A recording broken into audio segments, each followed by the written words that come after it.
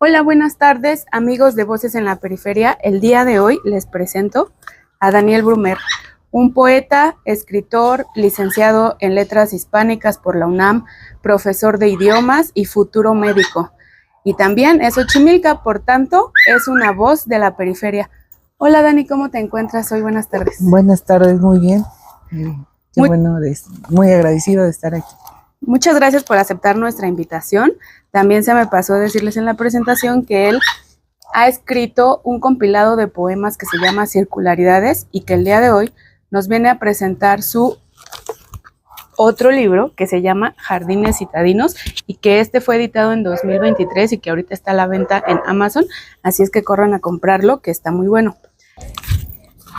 Y bueno, Dani, dinos por qué le pusiste Jardines Citadinos. Bueno, el texto inició por un huerto que tengo en la casa. Este huerto es un huerto medicinal. Entonces, a partir de que empecé a trabajar en el huerto, empezaron una serie de reflexiones. Esta serie de reflexiones iban en torno, pues principalmente al trabajo, ¿no? Al trabajo que implicaba hacer este tipo de jardín. Estaba en la ciudad, obviamente, entonces le puse jardines citadinos, justamente por eso, porque no son unos jardines o no es la selva, ¿no? O sea, es un jardín que está en una ciudad que pues es monstruosa, ¿no? Claro. Todo es gris. Entonces, tener este tipo de jardines, pues te muestran un poco en algún momento la belleza, ¿no? Que puede haber en la naturaleza. Ok, entonces el estar trabajando haciendo jardín o haciendo un jardín con fines medicinales te lleva a reflexionar y me imagino por lo que el contenido de tu libro, que te lleva a reflexionar profundo por lo que yo veo no solo de lo que significan las flores, la naturaleza, etcétera, sino también lo que veo es que plasmas tu niñez, ¿no? Y parte de tu crecimiento como persona a través de los varios poemas y sobre todo con esta conexión con las flores. O sea, ¿cómo conectas las flores con la vida, con tu vida? Ok. Hay una parte que a mí me gusta mucho comprenderla, ¿no? Como esta especie de entender a la vida también a partir de la muerte. Claro. Y algo que nos toca ver muchísimo es en la naturaleza, principalmente pues las plantas, ¿no? Como crecen, crecen y crecen y crecen y luego mueren y el proceso pues se vuelve a pasar, repetir, ¿no? O sea, se vuelve a repetir y es muy bonito porque justo eso yo lo veía mucho en la parte de entender que nosotros en la infancia somos como una pequeña semilla que ahí está y que nos falta muchísimo por crecer y nos falta muchísimo para entender la vida, ¿no? Y eso creo que es muy bonito al final. O sea, creo que por eso se me hace óptimo, ¿no? Hablar sobre las plantas, ¿no? Hablar principalmente de las flores como una similitud de este punto de grandeza, ¿no? Que ya tiene. Es cuando una planta empieza a florecer es porque ya está a punto de dar frutos. Entonces ya es su etapa máxima. Ya a partir de ahí todo va para abajo, ¿no? Entonces eso es lo que me gusta mucho de compararlos, ¿no? O de hacer la similitud entre las plantas y obviamente el humano y la infancia. Y justamente mencionas la infancia, evidentemente está mencionando a los seres humanos en todo un proceso de vida, comparándolo con la vida de las plantas, pero justamente me quiero detener en la parte de la infancia porque yo percibo que en algún punto de tu vida o de ese escritor que eres, de ese poeta que eres, te sentiste en soledad. Así es, y lo percibo, ¿no? Quien te lea lo va a percibir. Si estoy mal, me corriges, pero okay. Si no, ¿cómo te atreves? Porque no nos atrevemos como seres humanos. ¿Cómo es que como te atreviste a hablar de lo que tú sentías, de esta soledad, cuando eras un pequeño?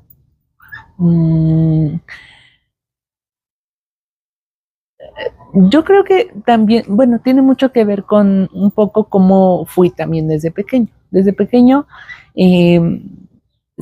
a mí siempre me ha gustado observar. Entonces, algo que hice desde muy pequeño fue observar. Okay. Y al observar entiendes un poco el comportamiento de los demás. Entender que a una temprana edad, que probablemente todos llegamos a la vida solos, te hace comprender también que te vas a ir solo. Entonces, como niño, en un inicio, pues no me parecía malo, ¿no? Creo que nunca me pareció malo. Más bien me pareció una manera de explorar también la vida. Porque no es como... O sea, vamos a entender a la soledad no como algo trágico, sino como algo meramente natural del humano. El humano es... O sea, nace solo, crece solo y se muere solo. Y aceptar esa soledad, yo creo que es lo que a veces hace que uno lea algunos pasajes como con mucha tristeza, ¿no? Porque es como de, claro, o sea, no estoy preparado para estar solo, porque también tenemos esta parte de comunidad. Como humanos somos también seres que hacen comunidad. Sí. Y estar como en esta dualidad entre que sí necesito a mi comunidad, pero también yo sé que estoy solo, mediarlos creo que es el punto fuerte o el punto importante en la vida. O sea, entender que sí está bien que estés con alguien más, pero al final también que si estás solo tampoco hay un problema. ¿Y hay flores que crecen solas o...? Pues vamos a verlo así, ¿no? Hay algunas flores que sí llegan a crecer solas, pero tampoco es sano, ¿sabes? Claro. O sea, porque se pueden volver una plaga. O sea, sí, hay plantas que si tú la metes en un ambiente y empieza a crecer solita, y se empieza a juntar con otras, se vuelve una plaga. Como el ser humano. Ajá. Entonces, es interesante también verlo así, ¿no? Como que, pues sí necesitamos de la comunidad, pero también necesitamos nuestros procesos solos. Esos procesos también son importantes para el desarrollo de un humano, igual que una planta. O sea, no sé, un jitomate no le va a estar pidiendo agua a, no sé, una rosa. Una rosa, sí, y aunque estén sembradas casi cerca, no van a tener el mismo proceso de crecimiento. Cada una va a tener sus momentos y creo que eso es lo importante también, de que cada humano en esos procesos de soledad va creciendo conforme él puede. Muchas gracias, Dani. Ok, nos acabas de dar así como una cátedra de la importancia de darnos nuestros espacios en solitario como seres humanos, así como las flores y las plantas, pero también la importancia de la comunidad en la sociedad, que creo yo con la tecnología y el avance de la IA y todo este rollo se está perdiendo y entonces nos estamos quedando por ahí como plantitas en solitario, entonces vamos a volvernos una plaga, creo yo. Pero creo que hay algo que nos podría salvar y es el amor, y no estoy hablando como en el tema del amor romántico de ninguna manera, sino que creo que si algo nos puede salvar de la soledad o del crecimiento abismal de la tecnología en el sentido negativo, ¿no? Para el ser humano, creo que el amor es fundamental. Y tú hablas mucho también de eso durante todos tus poemas. Insisto, no hablas del amor de pareja como tal, pero ¿cómo logras plasmar un tema tan grande como es esto, amor, en capsulitas así de pequeñas, es decir, en tus poemas? Y se entienden perfecto, y hay un poema que no recuerdo el número ahorita, pero me pareció tan bonito, que es el que dice, habla de tres: tú, tu papá, tu mamá, tú, tu hermana y tu hermano, y así. Es un poema que habla del amor. ¿Cómo logras aterrizar esto en un poema? Sería como cómo englobar al amor en todos los aspectos, ¿no? Sí. Es que, sabes, muchas veces ese es como una parte también de la reflexión que se dio en el mismo proceso del huerto, porque estás como en un momento en el que también empiezas a entender la importancia de conectar todo por algo, ¿no? Por una emoción. Y en el caso, por ejemplo, cuando empecé a trabajar con las plantas, algo que vi que era muy importante y que inclusive muchas veces como que nos da risa, ¿no? Escuchar que las abuelitas o las mamás dicen así como de, pues es que mi jardín está hecho con amor.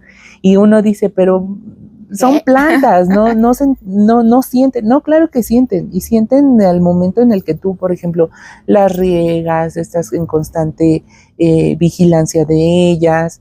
Inclusive hay momentos en los que, por ejemplo, hay plantas que ya no sirven o ya no están fructificando y tienes que cortarlas y duele, porque son parte también del jardín. Entonces, entender que uno está conectado a partir de una emoción y a partir de la emoción principal que nos hace unir a todos es el amor, a mí me hizo entender justo que esta conexión y este amor en realidad tiene muchas caritas, ¿no? O sea, es como un dado con varias caras y estas varias caras van a estar siendo presentadas hacia ciertas personas en específico, porque no es el mismo amor que yo le tengo a mi hermano, que yo le tengo a mis papás, claro, o que yo le tenga a mi abuelita, o que yo le tenga, no sé, a mi amiga de hace 15 años, o a mi amigo de hace 2 años, o no sé, cosas así me hacen entender que sí, justo el amor tiene muchas caras, y estas múltiples caras nos van a dar la facilidad para poder conversar con el otro. Creo que algo muy importante también dentro del amor es algo que trabajaba pues algunos autores, ¿no? Como heteronomía, ¿no? Comprender al otro a partir de uno, o sea, verse en la otra persona reflejada, y eso es amor, porque es ver al otro como si fueras parte de él, es parte del amor. Y muchas veces es difícil, porque tampoco es así como que, claro, esta persona que me cayó mal en un inicio la voy a estar queriendo.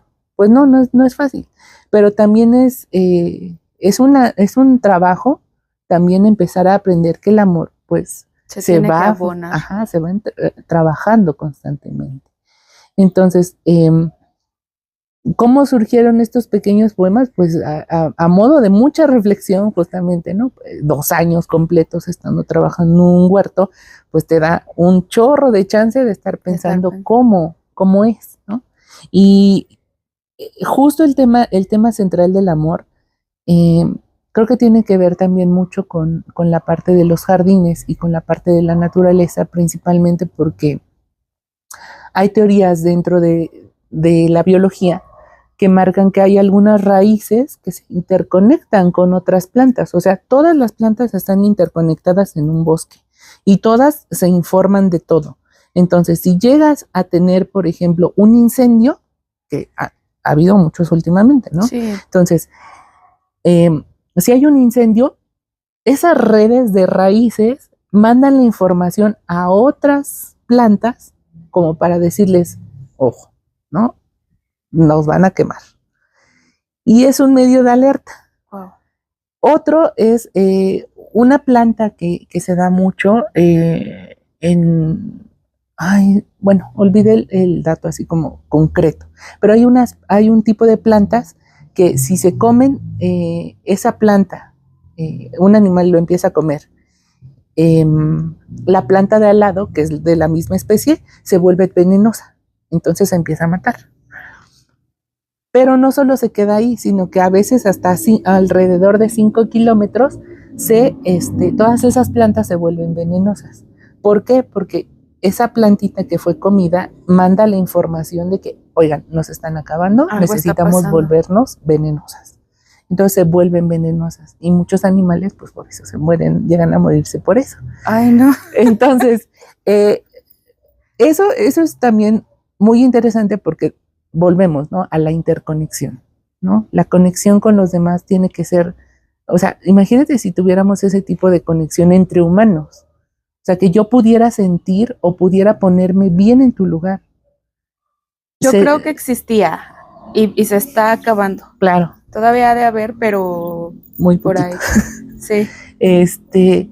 Y justo eso también quise transmitirlo en estos poemas. Oigan, las plantas a veces las hacemos de menos, ¿no? O nada más decimos están bonitas, pero también tienen una historia que contarnos y a veces como que olvidamos ese tipo de reflexiones en las que podemos comprender un poco tal vez cómo funciona la naturaleza y cómo nosotros también siendo parte de la naturaleza nos hemos olvidado de conectarnos con ella. Con ella, que la necesitamos. Sí, o sea, que necesitamos y lo hemos perdido justamente como dices, ¿no? O sea, porque el mismo humano ataca a otro humano, o sea, porque ya no lo ve como su igual, lo ve como una competencia. Y si te das cuenta, muchas plantas ni siquiera hacen eso. O sea, sí llega a haber una plaga, pero hay otras plantas que pueden activarse para contrarrestar la otra plaga.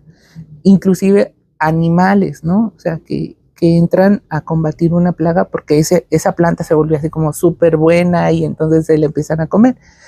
Y eso pasa muchas veces, o sea, la naturaleza del humano actualmente es de ser una plaga, ¿no?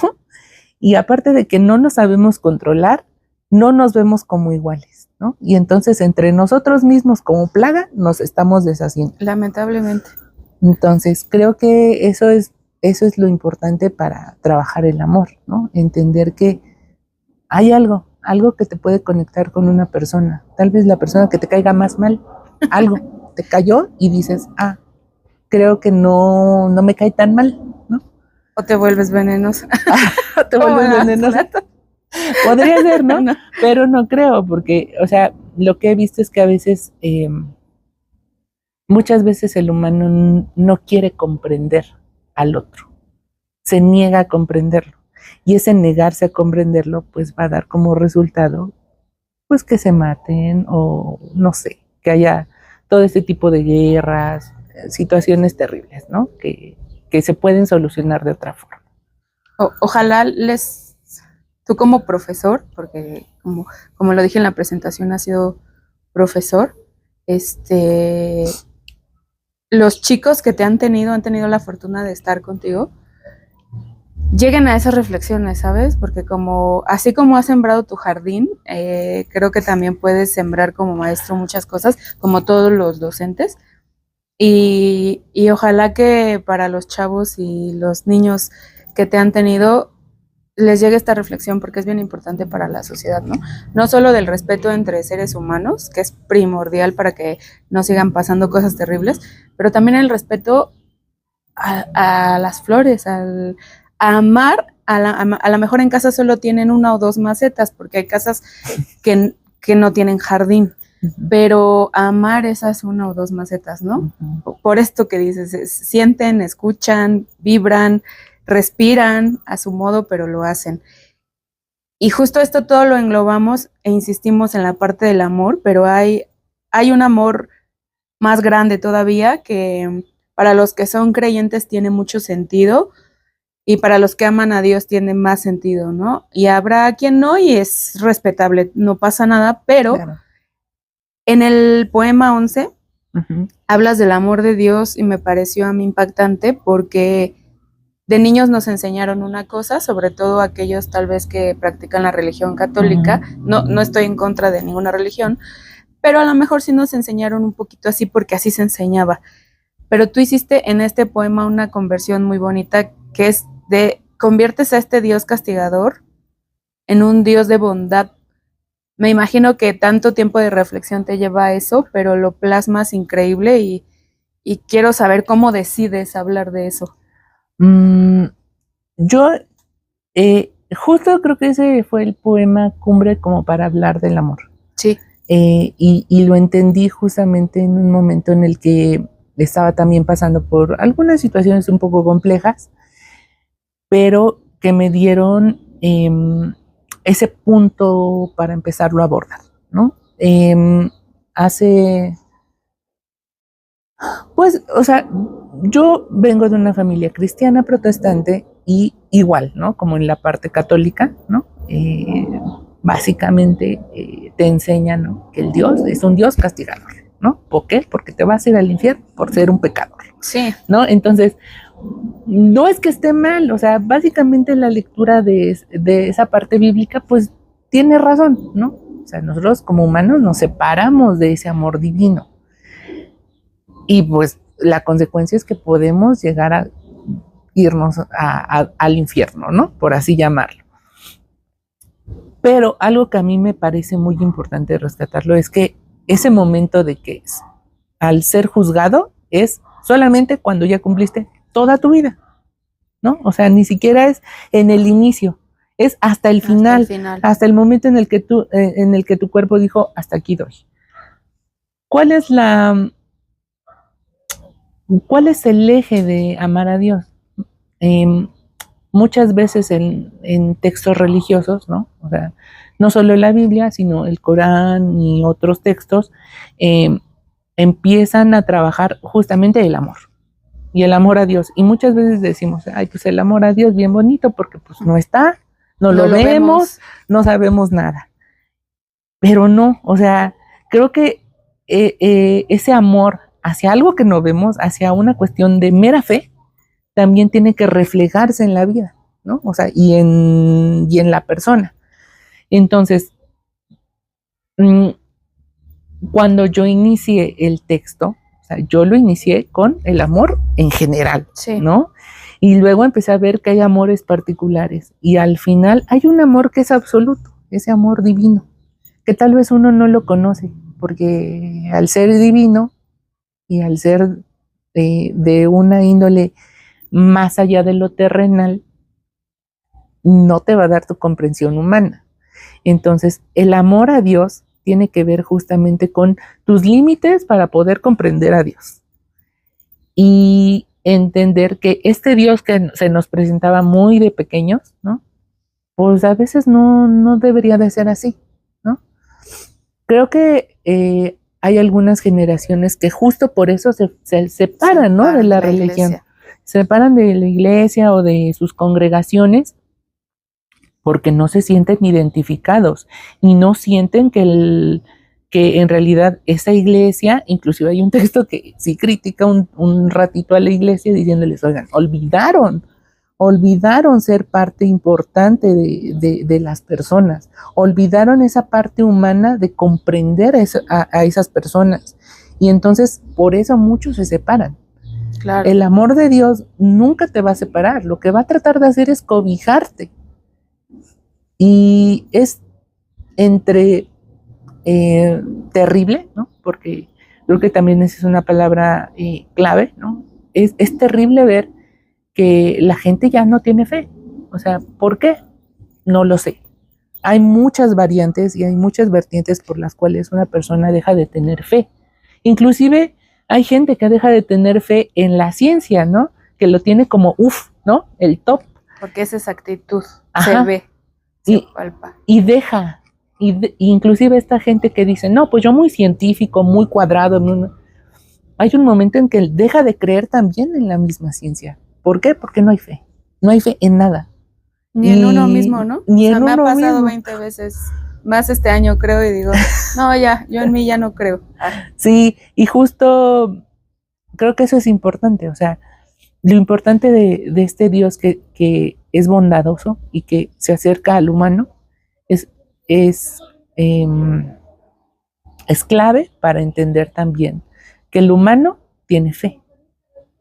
Y si uno no trabaja la fe, pues ahí está, ¿no? Hay que abonarla igual que al jardín. Igual, igualito, y hay que trabajar igual muchas cosas ahí, principalmente diferenciar, ¿no? Creo, porque, por ejemplo, en el área de las ciencias de la salud y todo esto, ciencias exactas, mucha gente pues deja de creer en un Dios. Y cuando empiezan a ver que hay cosas bien incomprensibles que tal vez la ciencia no llega a comprender, pierden la fe en la ciencia, pero tampoco retornan a Dios y tampoco retornan a una fe de que por algo está pasando eso. Entonces es interesante ver que muchos que están a favor de diferentes cosas, ¿no? Y diferentes áreas de la fe, no se acercan en realidad a algo, ¿no? O sea, se quedan así como creyendo lo que deben de creer. En el limbo. En el limbo, ¿no? Y no buscan en realidad un apego a Dios, buscan un apego a algo que les haga coherencia en su cabecita. Y a veces también creo que hay que entender eso. Muchas veces las cuestiones divinas no tienen explicación y no tienen un argumento lógico, sino simplemente suceden. Por algo es sobrenatural. Por algo es sobrenatural. Ajá. Y creo que eso también es importante rescatarlo. Este texto pues habla justamente de eso, ¿no? El amor de Dios es sobrenatural, entonces no es explicable, no podemos encapsularlo ahí nada más en un poema. Poemas de índole amor divino, ¿no? Sí. Un montón, y ninguno ha podido como encajar bien qué es amor divino, ¿no? O sea, solamente se esboza. En mi caso, obviamente no inició como el punto cumbre, sino que poco a poco se fue desdoblando, ¿no? Sí. Y decir lo que era, ¿no? Y obviamente, pues, junto con ello viene una crítica también al ser religioso, ¿no? Porque una cosa es ser religioso y otra cosa es creer en Dios, ¿no? Sí. O sea, son cosas bien diferentes también. Y bueno, ya que hemos hablado de amor y del amor, pues, más grande, insisto, para los que son creyentes, es el amor de Dios, ¿no? Pero también hay un tipo de amor que yo diría hasta masoquista para los que somos de la periferia. Sí. Somos de Xochimilco, Dani es de Xochimilco, de un pueblo que se llama San Gregorio, y es por eso que está de invitado en este podcast. Y el poema 4 conecta el amor con la parte periférica, y que yo ya tenía pensado invitarte y nunca pensé, antes de leer tu libro, que hablaras de la periferia de alguna manera. Y el poema 4 dice así: hablo desde el corazón, porque aquí en el sur lo primero, la base de todo, es la voz. Hablar implica fluir como el agua de río. Esto no es un haiku. Las formas escritas se borrarán. Y entonces, cuando leí la primera vez tu libro, pues detecté la parte del amor, la parte de Dios, y lo releo y pues vas descubriendo cosas nuevas. Esa es la realidad, o vas reiterando lo que ya leíste, vas recordando lo que no te acordabas de lo que leíste. Pero me sorprendió gratamente cuando llego al poema 4, y hasta creo lo leí como varias veces porque dije, es impresionante que sin saberlo, porque ya te había invitado, o sin recordarlo, estés hablando del sur. Sí. Algo importante que entendí tal vez en un pequeño diplomado que tomé, que se llama, se me fue el nombre, ya me acordé, Herbolaria Mexicana. Nos daban también un poco de simbología de los códices, ¿no? Y para, pues, esta percepción de mexica, ¿no? Estamos divididos en 4 puntos cardinales, igual que Europa, ¿no? Norte, sur, oriente y poniente. Pero el importante para ellos no era el norte, sino era el oriente, porque estabas orientado, ¿no? Ok. Pero cuando empecé a leer sobre el sur, o sea, sobre lo que implicaba la parte sur, era una parte que era a grandes rasgos es muy juvenil, es muy compleja, ¿no? Porque también eso tenía como esta complejidad de que pues, o sea, sí se toman muchas cosas a broma, muchas cosas así, pero algo importante también era la palabra, ¿no? Y eso también yo lo interconecté con algunos textos que ya había leído previamente, ¿no? En los cuales pues eran básicamente textos religiosos, ¿no? Estos textos religiosos pues siempre hablan, principalmente el Génesis habla sobre cómo se creó el mundo, ¿no? El mundo se crea a partir de la palabra. Y para mucha gente y para muchas culturas la palabra es la parte importante porque es lo que te está creando al mundo. O sea, inclusive en lingüística es importante la palabra. ¿Por qué? Porque es lo que le da forma a toda la sociedad. Claro. O sea, no es como, o sea, es nuestro medio de comunicación. Y si te das cuenta, este medio de comunicación a veces lo tomamos como por menos, como algo que es tan natural en nosotros que no lo pensamos, ¿no? O sea, De hecho, se perdió actualmente, creo yo, esa parte de que la palabra era la firma, ¿no? claro. Antes era de palabra y si rompías tu palabra, o sea, tu dignidad y Sí. todo terminaba por los suelos y ahora eso ya se perdió. Sí, claro, y eso también lo he visto mucho y creo que aquí en la parte, por eso decía, ¿no? En la parte sur es importante la palabra, porque muchas veces aquí yo veía cómo se hacían contratos de palabra. Sí. O sea, ni siquiera eran contratos de que, ay, vamos a ir con el abogado tal y que no es que, no, o sea, todo es por palabra. Y si tú estás dando tu palabra, eso es lo que importa. Y eso creo que también se me inculcó mucho, porque en el momento en el que tú dices algo con la palabra, si tú prometes algo, debes de cumplir. Lo debes de cumplir, ¿sí? ¿No? Y creo que también eso es parte de la periferia. O sea, creo que también entender la palabra periferia es también entender un poco parte de tu naturaleza y parte de lo que vives día a día. Porque no es lo mismo vivir en la parte central que vivir en la parte periférica y en la parte sur, ¿no? Por ejemplo, tengo compañeros que se ríen mucho cuando les cuento que tengo patos, ¿no? O que tengo gallinas, o que tengo, no sé, una tortuga, animales, ¿no? O que hay caballos, ¿no? Ajá. Y creo que eso es un privilegio que tenemos en este lado de la ciudad. Sí, claro. ¿No? Es que ellos lo ven así como de, ay, muy campestre tu espacio, ¿no? Ajá. Pero claro que es campestre y claro que también es un privilegio porque no cualquiera, ustedes no podrían tener un pato, no podrían tener un gallo, porque a las 5 de la mañana va a estar cantando y a toda la gente le va a molestar. Los 10 departamentos se van a quedar. No puedes tener, por ejemplo, canaritos o tener ahí tus golondrinas afuera, en el techo, porque obviamente se va a desgastar tu pared, ¿no? Y entonces nosotros, por ejemplo, hay algunas casitas que les ponen ahí a sus niditos a las golondrinas y felices las golondrinas. Y entonces creo que eso hace, pues en cierta medida al sur un punto clave, un punto que dentro de la periferia no es común, porque no es lo mismo esta periferia que la periferia norte o la periferia del oriente. Son distintas formas de vivir. Creo que aquí en esta parte de la periferia ha sido pues mucho de trabajarla.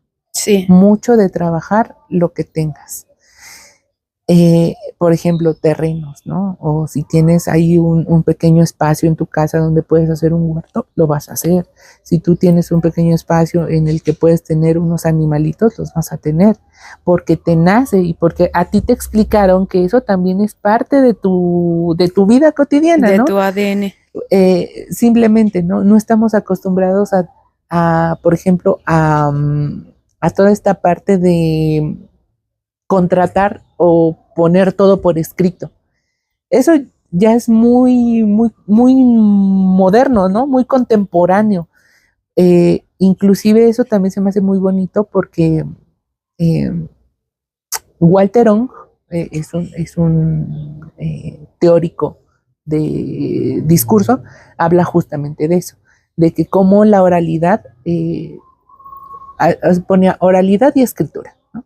Y cómo la oralidad en realidad es muy importante. Sí. Y cómo esta oralidad se ha estado yendo en decaída por las nuevas tecnologías y porque la escritura ahora ya abunda más.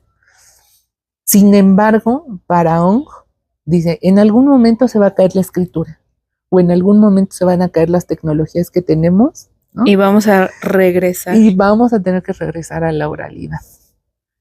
Y no por mala suerte, sino porque en realidad ese es nuestro punto base. Y eso es lo que nos da mucha parte tanto de comunidad como de conocimiento, identidad dentro dentro de un espacio. Entonces, al final veo que en esta parte de la periferia sur es bien importante la oralidad. Se está perdiendo, sí, muchísimo.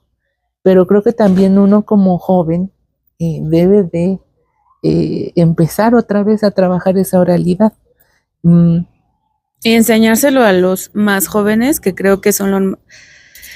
Ya nacieron con el chip tecnológico, entonces incluso la escritura es muy complicado para ellos, ¿no? Sí. Entonces, y la oralidad y este intercambio de palabras, porque tú que has sido maestro, te tocarán algunas experiencias en las que les estás hablando y están metidos en el dispositivo y entonces están cortando y están coartando la parte de la palabra. Sí, justamente ha habido muchas veces ese tipo de casos. Entonces ahí justo yo me pongo a reflexionar, ¿qué tanto mi oralidad está siendo eficiente? ¿No? Sí, o sea, no los culpo a ellos, porque ellos nacieron con eso, pero también creo que ahí uno se pone a pensar, en la casa no hay oralidad. No, y menos ahora. ¿No? O sea, en la casa no hay nada de oralidad, hay pura tecnología. Y hay tecnología que nada más te aplaza a lo que tú quieres saber, a lo que tú quieres conocer y no a lo que los otros también conocen o saben. De hecho, creo que por eso a mí me odia mucho la tecnología, porque yo puedo pasar de estar viendo un pequeño video, no sé, de chistes a irme y ponerme a estudiar cualquier otra cosa o estar escuchando poesía en voz alta de algún lugar. Y, por ejemplo, una plataforma va leyendo eso y te va haciendo tu perfil, ¿no? Para que te vayan saliendo videos y sigas viendo y sigas viendo. Y el problema con el mío es que no hace eso. El mío te dice, aquí está uno que tal vez te sirva, y aquí está otro que tal vez te sirva, y aquí está, y nunca le da, porque no le da. Y entonces es como de, ya llevo 2 meses contigo, aplicación, no me has podido leer, o sea, ¿qué pasa? Y es justo por eso, porque yo entiendo esta parte de que, pues principalmente, ¿no? Debe de haber una diversidad en una persona, debe de, ¿no? Poder comprender un poquito más el entorno y no solo quedarse con lo que yo estoy viendo, sino ver más allá. Entonces, por ejemplo, eso ha hecho que esta aplicación no me dé un perfil. Sí, no haya la manera en cómo atraerte. No haya así como que, ay, no, y eso es bueno. Bueno, para mí es bueno, porque yo me estaría quedando, yo creo que también igual, ¿no? Ahí metido ahí dándole vuelta y vuelta y vuelta. Y eso es bueno, porque al final estás rompiendo un poquito el sistema, ¿no? Estás quebrando el sistema que siempre se le ponía a una aplicación o a un medio de comunicación. El medio de comunicación no sabe qué hacer. Claro. Y entonces justo por eso también muchos de mis compañeros me mandan y es como de, pues está muy bien, ¿no? Pero no llegan a comprender todo lo que está alrededor. Entonces es como de, pero sí sabías que de esto se deriva esta cosa, ¿no? Y entonces es como de, ¿cómo? Sí, mira, por esto y esto y esto. Y eso creo que también atrae mucho a las personas. Y eso también lo hice también con con los alumnos, porque era bien difícil, o sea, difícil captar su atención. Si tú veías algún video y les decías, ¿sabes que de ahí viene esto y esto y esto? Como que se iban interesando y ya no se quedaban solo en eso, sino que empezaban a moverse a otras áreas. Eso para mí es parte también de la oralidad, ¿no? O sea, no te voy a regañar, te voy a poner lo que te gusta, pero te voy a dar algo extra. Algo más, un plus que te esté ayudando. Y ahora con ChatGPT creo que está peor el asunto, porque antes era Google y YouTube tal vez, y ahora ya de plano es... Es que es muy... Bueno, las inteligencias artificiales también vinieron a romper un poquito también el esquema, ¿no? Sí. El esquema que traíamos tanto en la educación, ¿no? Como en la vida cotidiana. Porque ahora le puedes poner al chat, ¿no? Así de, ay, se me está infartando, ¿qué hago? ¿No? Y te lo va sacando todo paso por paso y uno dice, pues sí, ¿no? Ya no voy al médico, ¿no? O le dices, tengo este síntoma, esto. Y ya te diagnostica. Y te diagnostica. El problema de eso es que muchas veces, pues lo saca de los libros, ¿no? O sea, y al sacarlo de los libros te da así como 25,000 soluciones y ahora, ¿es tu problema? Tú resuelve. No, o sea, es tu problema, ¿qué vas a hacer de todos esos 25,000 referencias que te di? Sí. Entonces, también no es como que la inteligencia artificial nos venga a solucionar la vida, nos viene a poner como cuestiones técnicas, ¿no? Es muy técnico, pero no da esta esencia que debe de tener, por ejemplo, la comunicación. La esencia de la comunicación no la tiene. O sea, tú le dices, estoy triste, y te dice, ¿pero por qué? ¿No? O sea... Sí, si tú no eres exacto con él o Ajá. Tú le das la información, él tampoco te va a dar información. Sí, o sea, nada más va a decir, pues es esto, ¿no? O sea, inclusive puedes ponerle así como una, no sé, alguna información sobre un mundo apocalíptico y decirle, ¿qué debe de hacer el humano aquí? ¿No? ¿Y por qué hay tanto de población? Y te va a decir, pues que se mueran, ¿no? O sea, porque para él técnicamente ya no es sustentable la vida o cosas así. Y dice, pues no, o sea, ya déjense morir, ¿no? Ya no luchen. Ya no luchen, porque pues ya no va a tener, no, o sea, es también muy fatalista. Y eso creo que también habla de que el humano no es así. El humano intenta siempre luchar. O eso quiero pensar, ¿no? Que siempre el humano intenta cambiar la perspectiva y poder sacar algo de, inclusive de lo peor. Es difícil porque pues no es así como tan sencillo solucionar la vida, ¿no? Pero creo que también eso es parte de la esencia de aquí de la periferia. Te han enseñado a luchar, te han enseñado a vivir, te han enseñado a mucho, ¿no? Tú eres de un pueblo que creo que es el más luchón, por así decirlo, o quien, el más aguerrido de Xochimilco. Si bien todo Xochimilco es aguerrido, pienso que es histórico, ¿no? Pues fueron una gran civilización que lucharon por lo suyo, los xochimilcas, pero hoy en día creo que se quedó en la esencia del ADN de los sangregorianos, o como se les dice a ustedes. Los chicuarotes. Chicuarotes, que viene del chile picante. Ajá. Entonces tiene que ver con este chile que es muy canijo, ¿no? Muy fuerte, y pues así son los de San Gregorio.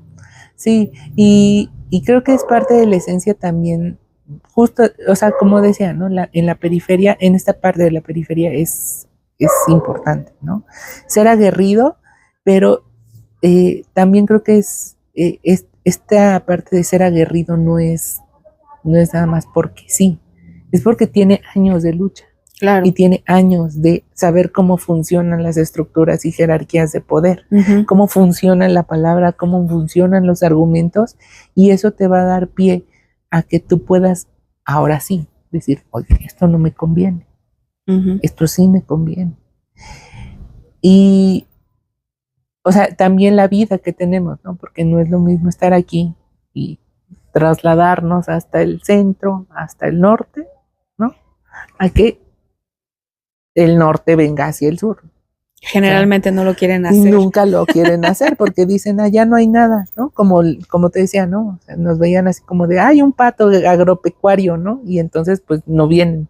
Inclusive hay como un mapita, ¿no? En internet que luego circula así como de, de esta zona sur, vacas, ¿no? Y eso es como... Verde. Ajá, verde y vacas. Ajá. Y entonces así como de, o sea, no, o sea, sí, pero no tan así, ¿no? Y creo que es bonito que lleguen a entender, ¿no? Em, esta parte de la periferia es, ah, Es una dualidad. ajá, y se mezcla muy bien, Sí. porque no ves en qué momento termina una y empieza otra. Y creo que eso es lo bonito de esta parte de las zonas periféricas, porque se mezcla tan bien que te hace entender, ¿no? Claro, sí podría vivir aquí si no me quedara tan lejos. Tan lejos. ¿No? Pero los que vivimos aquí es como de, no, yo no me voy para allá, o sea, a mí ya me conviene quedarme aquí. Y creo que después de la pandemia menos, ¿sabes? O sea, creo, a reserva de lo que tú pienses, que en la pandemia fuimos privilegiados, porque los que tenemos la oportunidad de tener una casa, y a diferencia de un departamento, una casa con terreno, una casa con jardín, una casa con tierra, en la pandemia fue un refugio. Sí, ¿no? Sí, porque podías salir, podías estar y no ver 4 paredes o 6 paredes o 2 cuartos, ¿no? Y esa era toda tu vida. Sí. Aquí podías salir a tu jardín, podías salir a tu patio y tener ahí tus plantitas, tener un perrito, ¿no? Tu pato. Tener ahí el pato, una vaca inclusive, ¿no? Porque yo recuerdo que mucha gente, no en su casa, ¿no? Sino en otro terreno. En sus espacios. En sus espacios tienen animalitos y eso les daba vitalidad porque era como de, bueno, no fui a trabajar, no estoy yendo hacia allá, pero puedo irme a ver a mi vaquita o puedo ver a tales animalitos. Sí, claro. Y voy sin cubrebocas porque nadie va para allá, ¿no? Eso fue una ventaja, fue un privilegio para la parte de esta zona. Y a mí creo que por eso me gustó mucho ver cómo unir tanto la naturaleza con esta zona periférica. Y pues eso fue, o sea, como parte del proceso también de escribir. Un jardín no se da en las zonas centrales, un jardín se tiene que dar en una zona periférica porque aquí no te regañan de que tengas plantas cayéndole al vecino. Claro.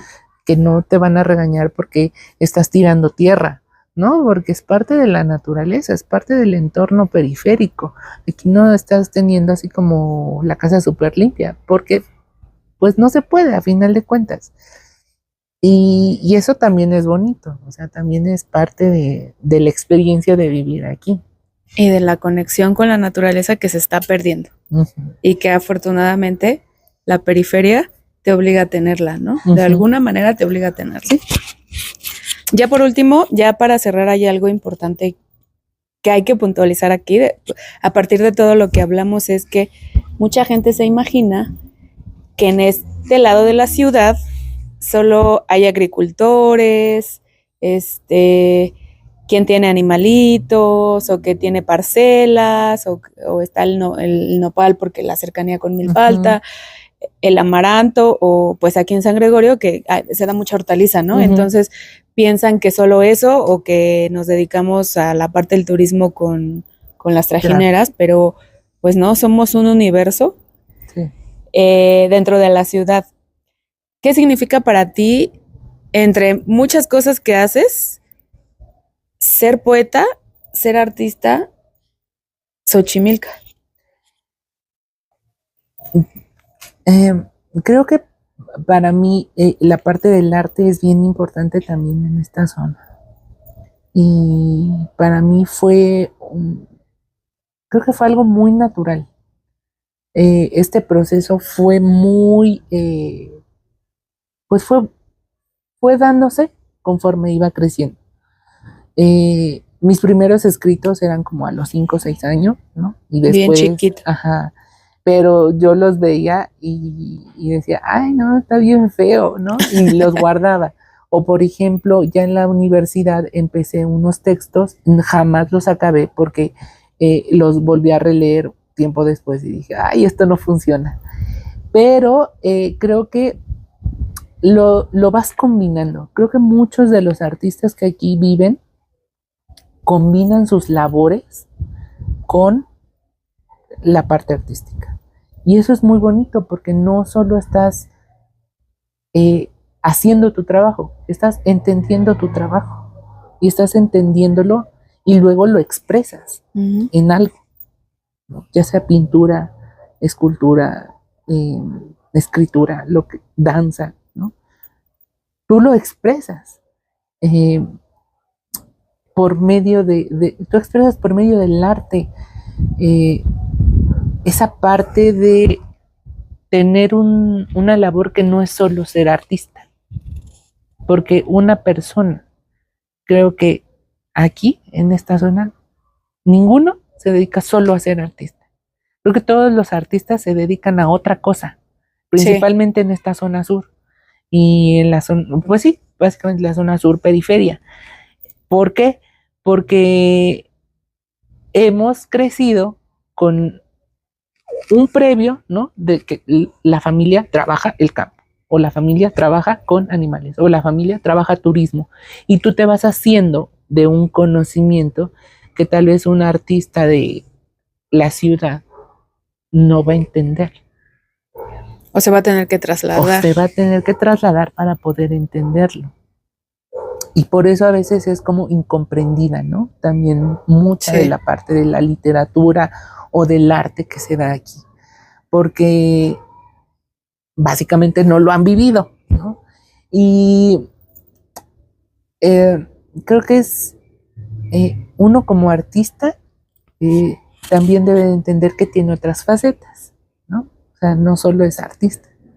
Sí, si no fuera solo estar artista, ahí, ¿no? O sea, la vida ahí regalada, ¿no? Pero tienes que trabajar, tienes que ganar dinero, tienes que hacer otras cosas que tal vez no te gusten, pero son necesarias para que tú sobrevivas y tú subsistas y todo. Pero creo que tú combinas todas y todas te gustan. O sea, a mí me da esa impresión. Sí, y eso es justo a lo que te decía al principio como de esta parte, ¿no? El artista aquí en esta zona es un artista multifacético, ¿no? O sea, tiene muchas caras y cada una las disfruta para poder entender su arte. Sí. Si no, no haría arte, o sea, se quedaría callado y seguiría trabajando como siempre. Si en tus jardines, si en tu huerto no hubiera salido este libro. Claro, o sea, eso también es bien importante porque a veces no nos da como o sea, lo que estás haciendo te da la inspiración para poder hacer otra cosa. Y eso es es un hincapié para todas las personas. Uno como artista no se puede quedar solo en su obra, tiene que empezar a trabajar en otras cosas para que una parte de tu cerebro empiece a trabajar ahí, claro. Empieza a trabajar y empieza a decir, claro, no sé, estoy haciendo estampitas, pero como que estaría padre hacer este tipo de estampitas. Y tal vez no lo haces en tu trabajo, ¿no? Sino que tú lo haces aparte. O no sé, estás viendo un atardecer y no le puedes tomar foto, ¿no? Porque estás trabajando. Lo guardas en tu memoria y luego vas y lo plasmas o en una pintura, o en un dibujo, en una acuarela, y uno dice, eso es lo que vio el artista. Observación. Ajá. Observar, entender, todo eso es parte de lo que hace que el artista aquí en la parte sur sea diferente tal vez, ¿no? A lo que estamos acostumbrados en otras áreas. Y se me hace muy, muy bueno que justo eso, ¿no? Que el artista disfrute de los trabajos que tiene, aparte del de ser artista.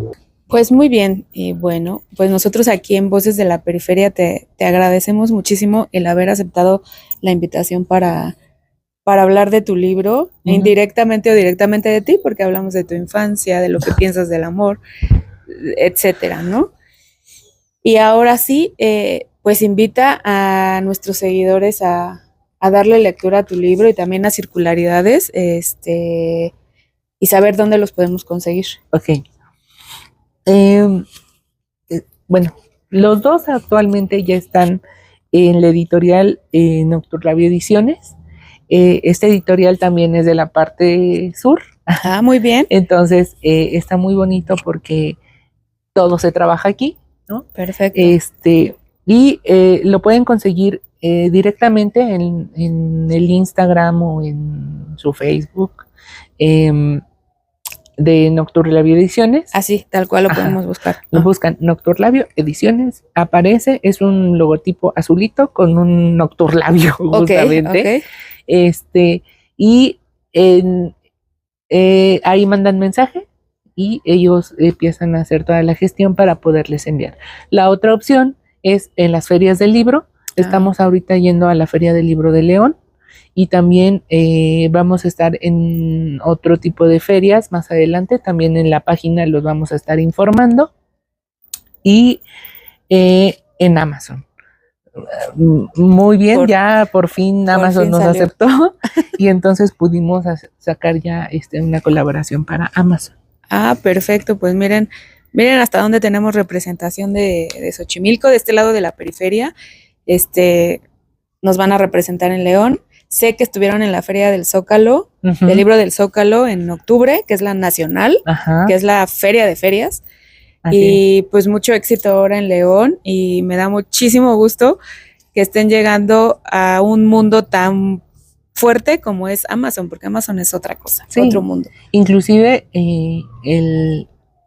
justo cuando nos acepta Amazon, también nos aceptó la Feria del Libro de Guadalajara. Entonces, el año pasado estuvimos en la Feria del Libro de Guadalajara, estuvimos en la de Zócalo, estuvimos en la de Minería y ahorita pues en la de León.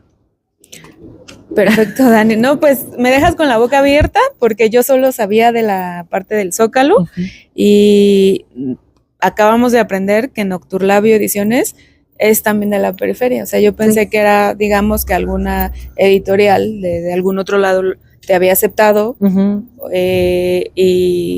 pero me da muchísimo gusto y da más material para este video y para futuros videos que la editorial sea de aquí también. Sí. Y justamente están invitados, muy invitados a conseguir el libro. Sí. Si viven pues en esta zona, ¿no?